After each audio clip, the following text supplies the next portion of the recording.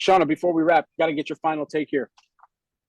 Final take, this was a very, very strong earnings call from Iger, from McCarthy. I think the focus moving forward when we talk about the roadmap for Disney, it's going to be traditional TV business and streaming, what exactly that looks like, because the company's saying that they do see $1 billion less in operating income in that division during the second quarter, ESPN accounting for half of that. But Iger, once again, reiterating the fact that, quote, eyes are wide open when it comes to the slowing that we're seeing in the linear business, the sports costs. We didn't even have time to get into that, but just in terms of what they are spending, it sounded like they were pretty optimistic about NBA rights going forward. But it's all about streaming. It's all about straddling that line with traditional TV business and what that will look like for Disney here on out.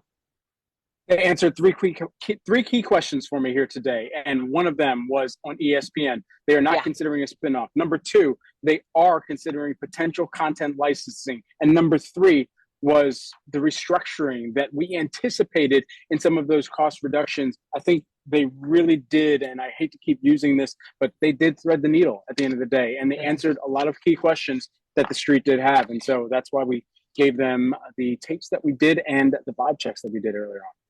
Yeah, and Brad, real quick, we haven't even talked about the parks. The fact that they're seeing such strong demand in the midst of a looming recession, maybe we're already in a recession, people are facing higher prices in almost every aspect of their life, yet people are still taking their trips to Disney. That is just incredible.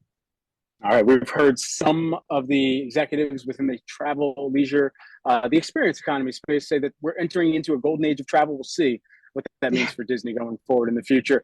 That's it for us here on Yahoo Finance. You've been watching After the Call. Brad Smith here with Seana Smith, breaking down all things Disney and the magic or the tragic. Well, it's been mostly magic on the call here today, we'll say. Thanks.